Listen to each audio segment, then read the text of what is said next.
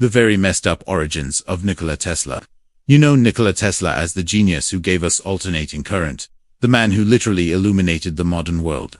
But what if I told you that this electrical pioneer, this towering intellect who understood the invisible forces of nature better than anyone alive, died alone in a New York hotel room in 1943, convinced he was in love with a pigeon, not metaphorically, not as some quirky eccentricity. Tesla himself wrote, and this is a direct quote from his personal letters, "I loved that pigeon, as a man loves a woman, and she loved me."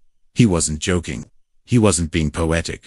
According to documents preserved in the Nikola Tesla Museum in Belgrade, Tesla genuinely believed this white pigeon was his soulmate, communicating with him through beams of light that only he could see emanating from her eyes.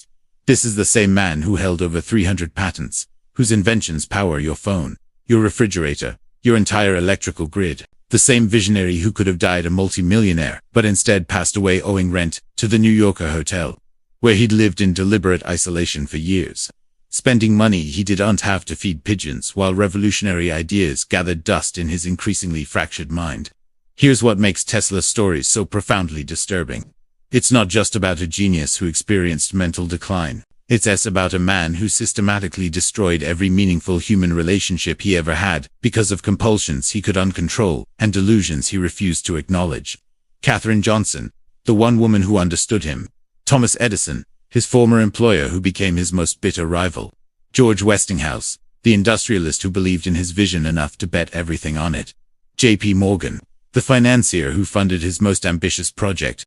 One by one, Tesla pushed them all away, replacing human connection with an obsession so bizarre that even his most devoted biographers struggle to explain it. The man who mastered electricity never mastered his own mind. And unlike his inventions, which brought light to millions, his personal darkness consumed everything it touched. This is the story that sanitized biographies conveniently edit out. The chapter that doesn't fit the narrative of the misunderstood genius wronged by greedy capitalists. Because understanding Tesla's true story means confronting something far more uncomfortable than patent disputes or corporate rivalry. It means witnessing a mind of extraordinary brilliance, slowly, methodically, irreversibly breaking apart, and asking ourselves, at what point does genius become indistinguishable from madness? When Nikola Tesla stepped off the steamship in New York City in June of 1884, he arrived with almost nothing: a letter of recommendation, a book of poetry, calculations for a flying machine sketched in a notebook, and according to his own account, just 4 cents in his pocket after paying a porter. He was 28 years old, spoke broken English, and had spent the Atlantic crossing, working as a temporary engineer to pay for his passage. But he carried something far more valuable than money: a complete vision of how alternating current could revolutionize electrical power. A system he'd designed entirely in his mind during his years working in Europe. What he needed was someone with resources, someone with vision, someone who could help him bring that mental blueprint into reality. He found Thomas Edison. Edison was already a legend by 1884, the most famous inventor in America. The man who'd given the world the phonograph and the incandescent light bulb. A self-made genius who'd built an empire on direct current electricity. Tesla went to work for Edison Machine Works in Lower Manhattan, and for a brief moment, it seemed like a partnership that could change everything. According to Tesla's autobiography published decades later, Edison quickly recognized his brilliance and made him an extraordinary offer. Redesign the company's inefficient direct current generators from the ground up. Make them more efficient and profitable, and Edison would pay him $50,000 as a bonus. An astronomical sum equivalent to over $1 million today. Tesla threw himself into the work with a kind of manic intensity that would define his entire life, sleeping only 3 or 4 hours a night, working through weekends, completely redesigning 24 different types of machines over the course of several months. When Tesla completed the work and presented Edison with generators that were measurably more efficient, he asked for the promised payment. Edison's response, as Tesla recounted it, and as multiple biographers have documented from Tesla's own writings, was devastating. Edison allegedly laughed and said, "Tesla, you don't understand our American humor. The $50,000 had never been a real offer. Just motivation." A joke that Tesla, in his immigrant naivety, had taken literally. No payment ever materialized. Instead, Edison offered him a $10 per week raise, bringing his salary from $18 to $28 weekly. Tesla quit immediately, and in that moment of betrayal, something fundamental shifted in his psychology. If the most famous inventor in America, a man celebrated for his genius and business acumen, could lie so casually to someone who'd worked himself nearly to exhaustion, then what did that say about human nature itself? What did it say about trust, about partnership, about the possibility of authentic connection between people? Biographers who studied Tesla's personal writings note that this is when his pre-existing compulsive behaviors began intensifying into something that interfered with his ability to function normally. Everything had to be organized in multiples of 3. If he used 1 napkin at dinner, he'd need to use 2 more, even if they were unnecessary. Handkerchiefs had to be folded exactly 18 times before he considered them properly prepared. If a fly landed anywhere near his dining table, he'd abandon the entire meal and order completely new food, even if it meant going hungry for hours. These weren't charming quirks or harmless eccentricities. According to people who worked with him during this period, these were rigid, unbreakable patterns that he couldn't deviate from without experiencing genuine psychological distress. But Tesla's brilliance was undeniable. And it wasn't long before George Westinghouse heard about the young Serbian inventor with revolutionary ideas about alternating current. Westinghouse was everything Edison wasn't: honorable, willing to share credit, genuinely interested in the best technology regardless of whether he'd invented it himself. In 1888, Westinghouse offered Tesla a contract that should have made both men extraordinarily wealthy. The terms were generous beyond measure: $60,000 up front for the patents, plus royalties of $2.50 per horsepower of electricity generated using Tesla's alternating current system. As that system spread across America, those royalties would have eventually generated what historians estimate would be $12 million annually in modern currency, making Tesla one of the wealthiest men in the world. Then, in 1897, Westinghouse's company faced a financial crisis, partly because those royalty obligations were becoming unsustainable as alternating current expanded faster than anyone had predicted. Westinghouse came to Tesla, explained the situation honestly, and asked if they could renegotiate. Tesla's response shocked everyone present. He didn't negotiate. He didn't ask for a smaller percentage. He walked to his desk, pulled out the original contract, and tore it into pieces right in front of Westinghouse. Just destroyed it completely. When Westinghouse asked why, Tesla said something that biographers still struggle to fully understand. "The benefits that will come to civilization from my polyphase system mean more to me than the money involved." He forfeited hundreds of millions of dollars, financial security for life, because he couldn't tolerate the thought that his invention might contribute to his partner's business difficulties. The perfectionism that made him capable of visualizing complete electrical systems in his mind also made him incapable of accepting the messy, imperfect reality of business and human relationships. It was during these productive years, in the late 1880s and early 1890s, that Katherine Johnson entered Tesla's life. And this is where his story takes on a dimension of genuine tragedy. Katherine was married to Robert Underwood Johnson, a respected editor of the Century magazine, and one of the few people Tesla considered a true friend. She was educated at Vassar, spoke multiple languages, wrote poetry, and possessed exactly the kind of refined intellectual sensibility that Tesla found captivating. Letters between them, carefully preserved in the Tesla Museum archives, reveal a deep emotional connection. She addressed him as "My dear Mr. Tesla" in correspondence. He wrote her poetry in Serbian, which she had translated. They attended dinners, theater performances, social gatherings together, always with her husband present, always maintaining strict Victorian propriety. But here's the detail. Those romantic biographies conveniently omit: Tesla could never actually touch her, not because of social convention or respect for her marriage, though those were certainly factors, but because by the 1890s, Tesla had developed such severe misophobia and tactile hypersensitivity that physical contact with any human being caused him what he described as painful electric shocks running through his entire nervous system. The sight of pearl jewelry triggered nausea so intense he'd have to leave the room. Women's hair, he wrote in letters to friends, filled him with an involuntary revulsion he couldn't rationally explain or control.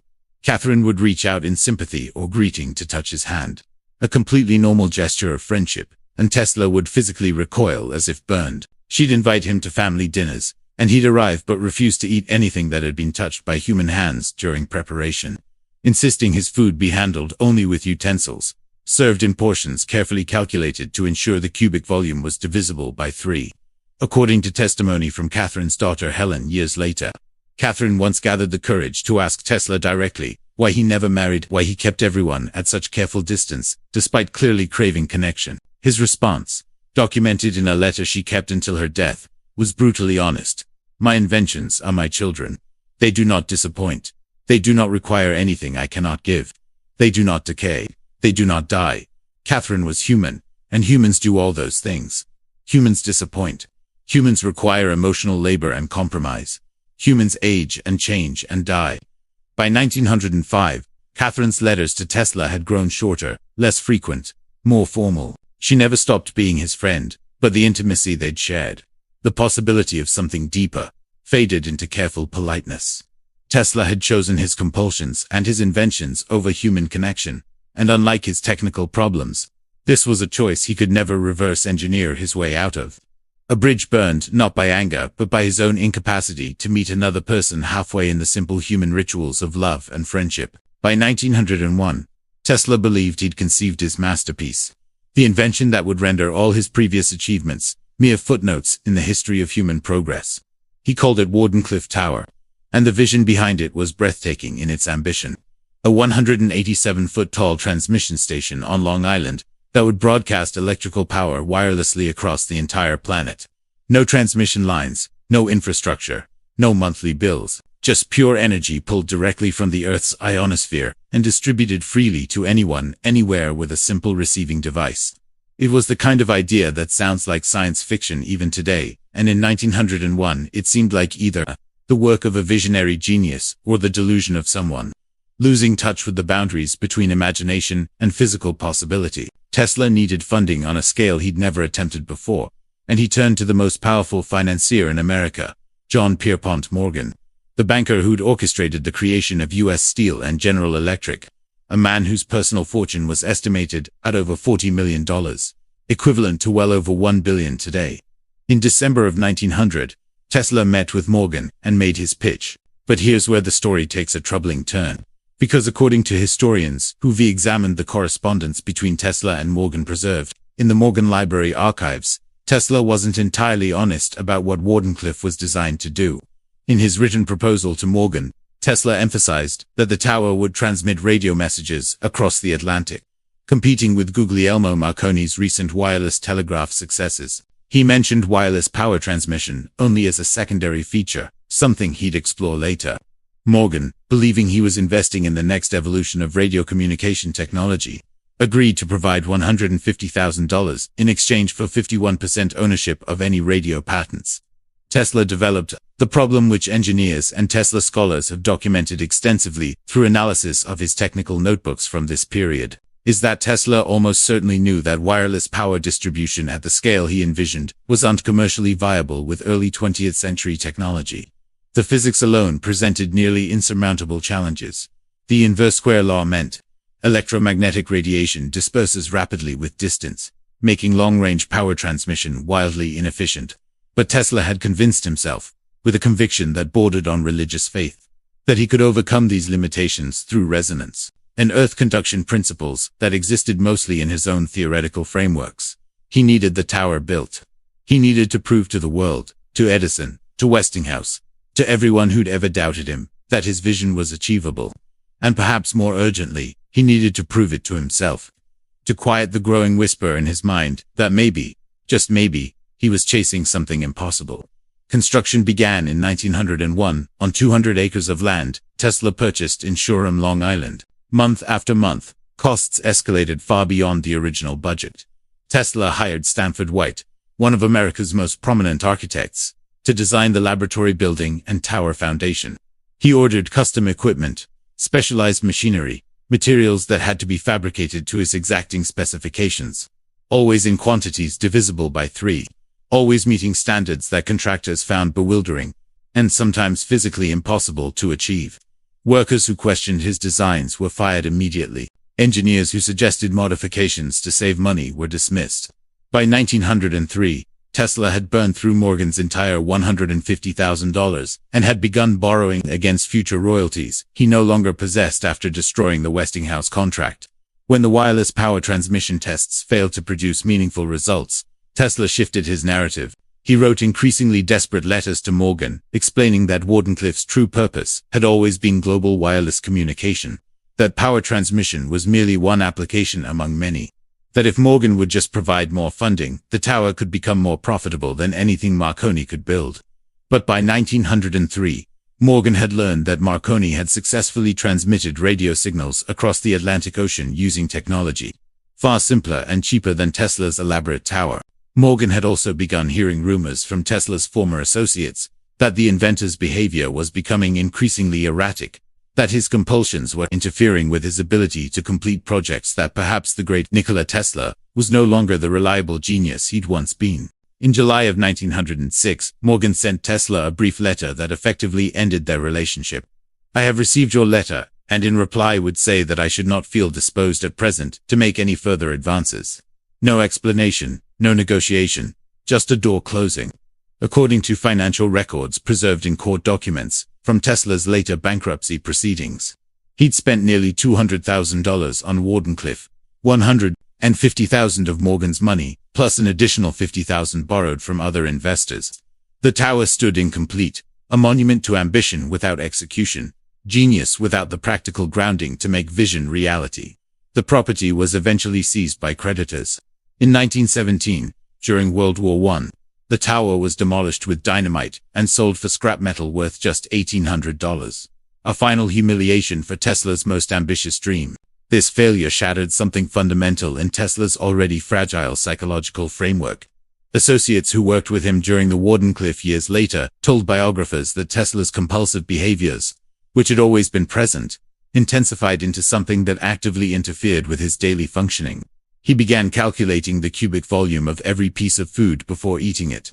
Using mathematical formulas he'd work out on napkins at restaurants. He counted his steps obsessively, and if he reached a destination on a number not divisible by 3, he'd circle the block repeatedly until the count was correct, sometimes walking for 20 or 30 additional minutes to achieve the right number.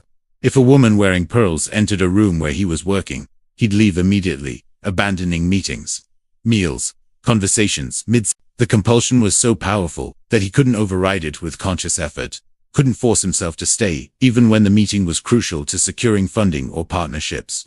One particularly telling incident, documented by one of his laboratory assistants in a memoir published in 1927, illustrates how far Tesla's compulsions had progressed. The assistant, a woman who'd worked loyally for Tesla for nearly 4 years, arrived at the laboratory one morning wearing a pearl brooch her grandmother had given her. Tesla saw her, said absolutely nothing, walked directly to his private office, and within an hour she received a termination letter delivered by another employee. The letter contained a single sentence: "Your services are no longer required." When she came to his office door asking for an explanation, Tesla wouldn't see her, wouldn't speak to her, communicating only through notes slipped under the door that said nothing except that she should collect her final wages from the accountant. She only realized years later, after talking to other former Tesla employees who'd been dismissed under similarly mysterious circumstances, that the pearl brooch had been the problem. Not her work quality, not any mistake or misconduct, just the presence of an object that triggered an irrational revulsion Tesla couldn't articulate or control. As his human relationships deteriorated, as former partners stopped returning his letters and investors declined his proposals, Tesla found an unexpected source of solace: pigeons. It started innocently enough, almost accidentally. New York City in the early 1900s had enormous pigeon populations. And Tesla, now living increasingly in hotels rather than maintaining a permanent residence, began feeding birds during his daily walks through Bryant Park. According to hotel staff who knew him during this period, he'd walk to the park every single day at exactly the same time, 2 o'clock in the afternoon, carrying bread he'd saved from meals and carefully broken into pieces measuring exactly 1 cubic inch each. Always 36 pieces, because that number was divisible by 3. The pigeons didn't judge him. They didn't expect conversation or physical touch. They didn't wear jewelry that triggered nausea or arrive on step counts that violated his compulsions. And crucially, vitally, desperately, they needed him in a way humans had stopped needing him. His inventions were complete, being manufactured and distributed by companies that no longer required his input. Catherine had her family. Morgan had moved on to other investments. Westinghouse had sold his company. But these pigeons, they came when he called. They landed on his shoulders, ate from his open palms, And for the first time in decades, Tesla could touch another living creature without feeling electric shocks course through his nervous system. What started as a simple habit of feeding birds in Bryant Park evolved into something far more consuming. By the 1920s, Tesla was no longer the laboratory director, commanding teams of assistants and managing million-dollar budgets. He was a solitary figure moving from hotel to hotel, often leaving unpaid bills in his wake. Living on credit extended because his name still carried prestige, even if his bank account was empty. The New Yorker hotel on 8th Avenue gave him room 3327, and Tesla insisted on that specific number because it was divisible by 3. The hotel management allowed him to stay despite mounting debts, because having Nikola Tesla as a resident had a certain cachet, even if the great inventor could barely afford to feed himself. But he always found money for the pigeons. Hotel staff from that period, interviewed years later by biographers, reported that Tesla would spend money he desperately needed for food or medicine on birdseed instead. He'd walk to Bryant Park in blizzards, in rain and summer heat that would send most elderly men to seek shelter, because missing a feeding session was unthinkable. If he was sick, if his legs ached from decades of pacing and counting steps, it didn't matter. 2 o'clock meant feeding time, and the compulsion to maintain that schedule overrode physical discomfort or common sense. Managers at the New Yorker hotel noted that Tesla sometimes brought injured pigeons back to his room, nursing them with a tenderness he'd never shown another human being, sitting up all night to ensure a bird with a broken wing was comfortable, spending sleepless hours watching over creatures that most people considered urban pests. It was during one of these daily feeding sessions, sometime in the early 1920s, that Tesla encountered the white pigeon. And this is where his story crosses from eccentric into genuinely disturbing territory. Among the hundreds of gray and speckled birds that crowded Bryant Park, one stood out with startling distinctiveness. Pure white, except for light gray markings on the tips of her wings. According to Tesla's own account, written in letters he sent to friends, and preserved despite their content being so unusual that many Tesla enthusiasts have tried to dismiss them as misunderstood metaphors. He felt an immediate and profound recognition when this white pigeon approached him. He described it as a shock of understanding that passed between us, as if they'd known each other in some previous existence. The pigeon walked directly toward him, ignoring the bread he'd scattered, and simply looked at him. Tesla was transfixed. Over the following months and years, this specific white pigeon became the absolute center of Tesla's emotional universe. He'd arrive at the park and wait, scanning the crowds of birds, ignoring all the others until she appeared. He gave her larger portions than the rest. He'd talk to her in Serbian, the language of his childhood, murmuring words that other park visitors found strange enough to mention in their own diaries and letters. According to the hotel manager at the New Yorker, a woman who dealt with Tesla regularly during his final decades, he depaced his room in visible distress. If the white pigeon didn't appear at the usual time, talking to himself anxiously about whether she was injured, whether something terrible had happened to her. This manager later testified to researchers that she'd never in all her years of knowing Tesla seen him display that level of emotional investment or vulnerability about any human being, not colleagues, not friends, not even Katherine Johnson, who'd been as close as anyone to reaching his heart. Then Tesla's relationship with this bird evolved into something that went far beyond feeding or even companionship. He began bringing the white pigeon to his hotel room, setting up a box near the window where she could nest. He spent money he'd borrowed from the hotel itself to pay veterinarians when she showed signs of injury or illness. Hotel financial records show several payments to animal doctors, small amounts of $3 or $6 or $9, always multiples of 3, that Tesla couldn't remotely afford given his mounting debts. But the most revealing and most disturbing aspect of Tesla's connection to this pigeon comes from his own written confession. A letter he sent to a close friend sometime in the late 1920s that was preserved and later published, despite how bizarre it made Tesla appear.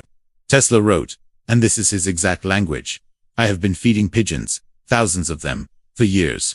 But there was one, a beautiful bird, pure white, with light gray tips on its wings. That one was different. It was a female. I had only to wish and call her and she would come flying to me. I loved that pigeon as a man loves a woman, and she loved me. As long as I had her, there was purpose to my life." This wasn't poetic exaggeration or a sentimental metaphor. Tesla meant it literally. The letter continues with even more troubling details about how the pigeon would visit his room at night, how he'd stay awake for hours watching her, how she communicated with him in ways that transcended normal animal-human interaction. Most disturbingly, Tesla described seeing beams of light emanating from the pigeon's eyes. 2 powerful beams of light that he claimed were so intense they illuminated his entire room more brightly than the strongest electric lamps he'd ever created in his laboratory. Mental health professionals who VA retrospectively analyzed Tesla's writings from this period identify symptoms consistent with latent-set schizophrenia, or a psychotic disorder severely exacerbated by malnutrition, isolation, and the natural cognitive decline that can accompany aging. The visual hallucinations of light beams, the delusional conviction of reciprocal romantic love with an animal, the transference of all human emotional needs onto a creature incapable of understanding or returning them in any meaningful way. These are clinical indicators of someone experiencing serious psychological deterioration. But Tesla had no support system left to recognize these warning signs. No family living nearby to intervene. No close friends who saw him regularly enough to understand how far his mind had drifted from consensus reality.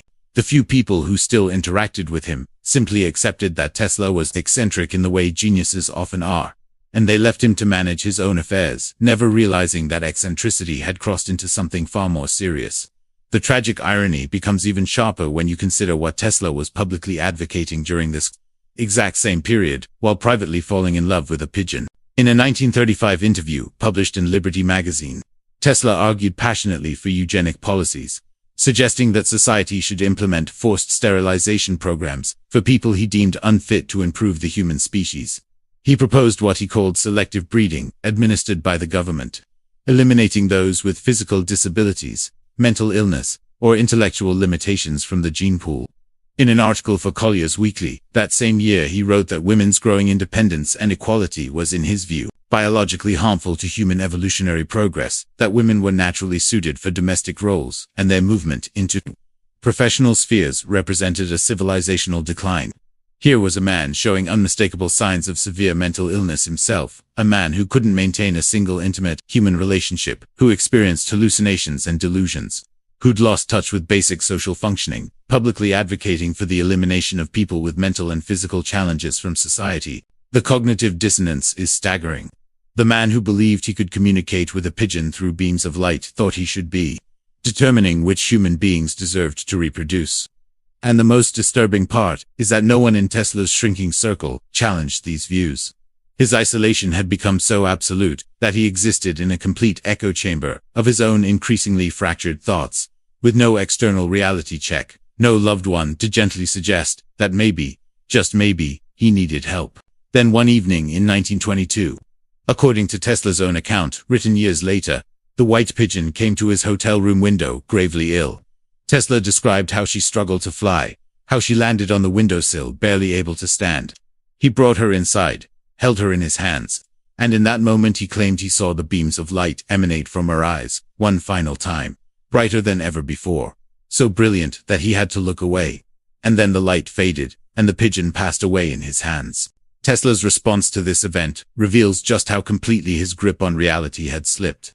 He later wrote, "When that pigeon died, something went out of my life. Up to that time I knew with a certainty that I would complete my work, no matter how ambitious my program. But when that something went out of my life, I knew my life's work was finished. A bird died, and Tesla declared his entire life's purpose complete. Not the collapse of Wardenclyffe Tower, not his financial ruin, not the deterioration of every meaningful human relationship he'd ever had. The passing of a pigeon marked the end of meaning for one of the greatest inventors in human history. He continued living for another 21 years, continued his daily rituals and compulsions, continued feeding other pigeons, but the animating force was gone. The inventions he claimed to be developing in his final decades, the death rays and earthquake machines, and thought photography devices, he described in occasional press releases, existed only in his imagination and in the headlines of newspapers, still willing to publish his increasingly fantastic claims. The man who'd harnessed Niagara Falls to generate electricity, who'd created systems that powered entire cities, couldn't harness his own mind anymore. For the final 21 years of his life, Tesla existed in a kind of twilight state, going through the motions of living, while the essential spark that had driven him had been extinguished not by age or illness, but by the loss of a white pigeon. He continued his rituals, maintained his compulsions, kept feeding the birds in Bryant Park, with whatever money he could borrow or beg. But there were no more groundbreaking inventions, no more patents that would change the world. The occasional press releases he issued, claiming to have developed particle beam weapons or methods to photograph thoughts or machines that could split the earth in half, were the products of a mind that had once genuinely revolutionized human civilization. Now untethered from the discipline of Shuji experimentation and peer review, reporters would still show up for his birthday press conferences, more out of respect for who he'd been than interest in who he'd become, and Tesla would make grand pronouncements about technologies that existed only in the deteriorating landscape of his imagination. On January 7, 1943, a maid at the New Yorker hotel entered room 3327 and found Nikola Tesla's body. He'd died alone, which is exactly how he'd lived for decades. No family at his bedside, because his family remained in Serbia. No friends to mourn him immediately, because the few people who'd tried to maintain contact had been pushed away years earlier by compulsions Tesla could uncontrol and would unacknowledge. No white pigeon at his window, because that bird had been dead for over 20 years. The medical examiner who conducted the autopsy estimated Tesla had been deceased for approximately 2 days before anyone noticed, before the absence of his usual sounds and movements became conspicuous enough for hotel staff to check on him. In a city of 7 million people, in a hotel full of staff and guests, going about their daily routines, Tesla died, and the world continued turning for 48 hours before anyone realized one of the greatest minds in human history had stopped breathing. The immediate aftermath of his passing revealed just how far Tesla had fallen from his early promise of wealth and recognition. The man whose alternating current system had powered the electrification of entire continents, whose patents could have made him one of the richest men in America, left an estate valued at approximately $2,000, most of that consisting of unpaid debts to the New Yorker hotel itself. The room where he'd lived for the final decade of his life contained no valuable equipment, no fortune hidden away, just technical papers, notebooks filled with calculations, and feeding supplies for pigeons. Within hours of the body's discovery, agents from the Federal Bureau of Investigation and the Office of Alien Property Custodian arrived to seize all of Tesla's belongings, concerned that his papers might contain weapons, designs, or other technical information relevant to World War II, which was then at its height. The government classified many of those documents, examined them for anything that might provide military advantage, and eventually, after determining most were either harmless thought experiments or incomplete theories, returned them to Tesla's nephew in Yugoslavia. But some documents remained classified even today, locked away not because they contain dangerous secrets, but simply because bureaucratic momentum is easier to maintain than bureaucratic reversal. Here's what we're left with when we examine Tesla's complete story.